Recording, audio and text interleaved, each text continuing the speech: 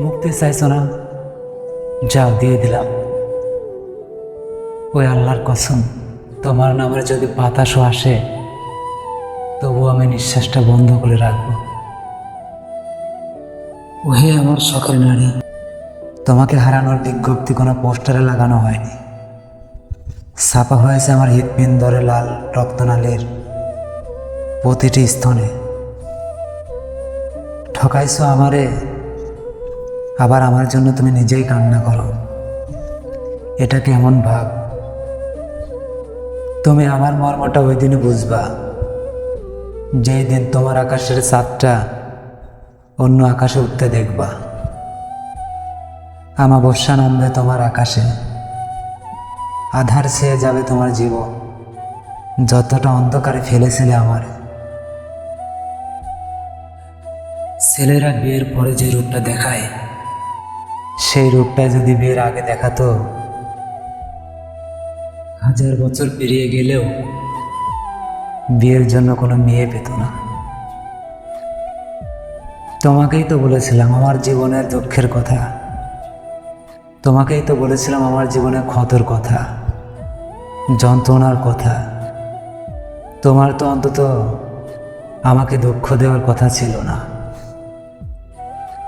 বিচ্ছেদ বলতে দুটো মানুষের যোগাযোগ চিরন্তরে বন্ধ হয়ে যাওয়া, কেউ কারো সম্পর্কে না থাকা, কেউ কারো মুখ না দেখা।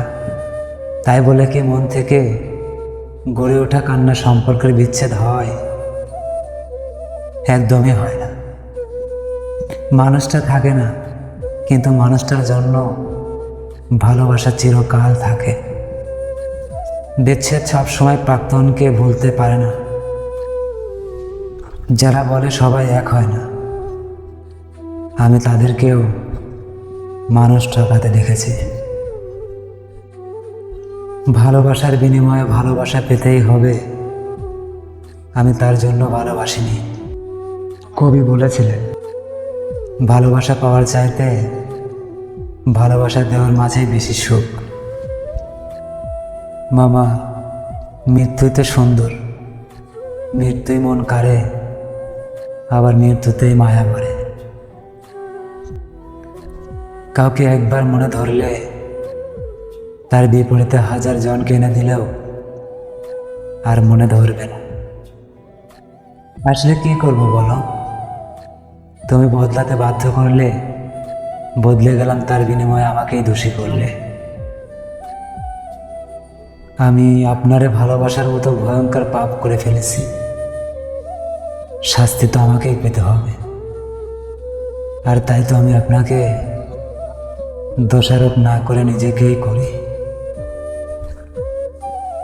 মধ্যরাতে সবাই ঘুমায় না, কেউ কেউ জীবনের হিসাবটা মেলায়, হারিয়ে ফেলা নিজেকে খুঁজে।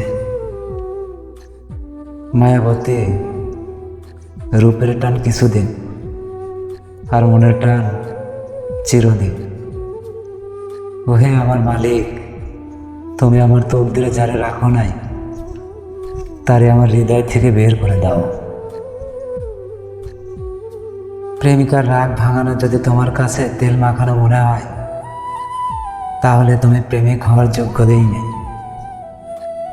অবশেষে তোমাদের বিচ্ছেদ হয়ে গেল।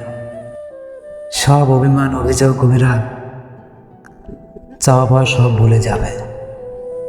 আমার আর কি আগেও যেমন ভালোবাসতাম, এখনো সেইভাবেই ভালোবাসি, আর ভবিষ্যতে এমনিভাবেই ভালোবাসবো, মৃত্যুর আগ পর্যন্ত। আমি খুব ক্লান্ত একজন মানুষ, ভালো করে বুঝতে পারতাম তুমি আমায় ভালোবাসো না, তবুও ভালোবাসতাম। যদি কোনোভাবে টিকে রাখতে পারি, পারলাম না। আমি হেরে গেছি তোমার বিশ্বাসের কাছে, বাট তুমি হেরে গেছো আমার ভালোবাসার কাছে। আমি সত্যিই ব্যর্থ, আমি তোমাকে তোমার মতো করে রাখতে পারিনি। পারলে ক্ষমা করে দিও। তোমার সাথে কথা বলে বন্ধ করেছি, এক আকাশ পরিমাণ দূরত্ব বাড়িয়েছি। এত কিছুর পরেও বহুদিন হলো তোমার মায়া আমি কাটিয়ে উঠতে পারিনি। হায় আফসোস। কখনো কাউকে স্পেশাল বানিয়েবেন না, কারণ সময়ের সাথে মানুষ পরিবর্তন হয়ে যায়, আর তাদের এই পরিবর্তন আপনি সহ্য করতে পারবেন না। তখন ভিতরে ডিপ্রেশন আপনি শেষ হয়ে যাবেন। তাই একা থাকতে শিখুন, ভালো থাকবেন। মায়াবতী, সত্যি করে একটা কথা বলবা, আমাদের বিচ্ছেদটা না হলে হতো না। আর যদিও বা করে দিয়েছো, একটা কথা বলবা, বিচ্ছেদটা কী কারণে করেছিলে? সত্যি কী লিখবো বুঝতেছি না।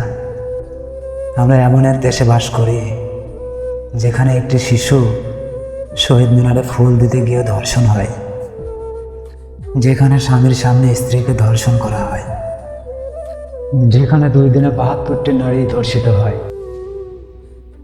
কোনো দিন যদি তোমার সন্তান তোমাকে জিজ্ঞেস করে, বাবা তোমার শখের খেলনার নাম কি ছিল, তখন তাকে বলল, ব্যর্থ নারী নামে একটা জীবন ছিল। তার সরল মন, তার নিঃস্বার্থ ভালোবাসা, তার জীবন নষ্ট করে দেওয়াই ছিল আমার শখের খেলনা। ভালো তো কম বাসেনি, তবে তুমি বুঝতে পারোনি। তবে যেদিন বুঝবে, সেদিন এই ব্যর্থ নারীকেই খুঁজবে। হায় রে আমার শখের পুরুষ, ভুল জায়গায় নিজে ঠকে এসে সঠিক জায়গায় এসে ঠকাইলা। রাতের বেলায় একা একা শুয়ে নিজের জীবনের কথা, ফ্যামিলির প্রবলেম, প্রিয় মানুষটার কথা ভাবতে ভাবতে চোখে জল চলে আসার ব্যাপারটা খুব ভয়ঙ্কর সুন্দর। জানো প্রিয়, আমার জীবনে যাকে পেয়ে সবচেয়ে বেশি আনন্দিত হয়েছিলাম, সেই মানুষটা হলে তুমি। যার হাসি মুখ দেখে অপেক্ষা করতে শিখেছি, সেও ছিলে তুমি। যার কাছে ভালোবাসা শিখেছি, সেটাও ছিলে তুমিই। তুমি আমার হাসি, দুঃখ, কান্না, আনন্দের কারণ ছিলে। তুমি আমার ভেতরে সবটুকু জুড়ে সুপ্ত আকারে ছিলে, যেটাই আমার মন ভালো হয়ে যেত। তুমি আমার জীবনে এমনভাবে মিশে গিয়েছিলে, আমি ভুল করেও ভাবিনি তোমাকে আমার হারাতে হবে।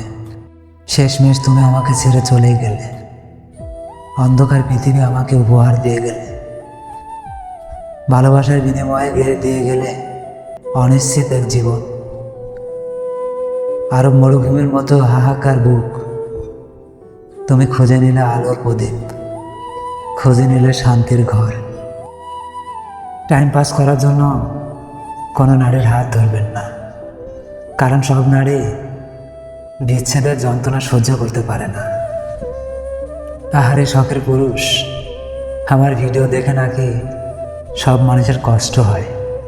আফসোস, তোমার মনে কষ্ট লাগলো না আমার ভিডিওতে। মানুষকে চাইলে 100 বার ক্ষমা করে দেওয়া যায়, কিন্তু বিশ্বাস একবারই করা যায়। জীবনে শুধু স্যাক্রিফাইস করেই গেলাম, বিনিময়ে জীবন আমারে কিছুই দিল না। আমি ধৈর্য ধরে, আর আমার ধৈর্যের পৃষ্ঠা বলে আর একটা পৃষ্ঠা উল্টাতে, তোমার জন্য লেখবো বলে। তুই কিছু পাওয়ার জন্য জন্মাস নাই। আমাদের ভিডিওটি যদি আপনাদের কাছে ভালো লেগে থাকে, আমাদের ছোট্ট চ্যানেলটি সাবস্ক্রাইব করে অলস টাইম পাশে থাকবেন। ধন্যবাদ।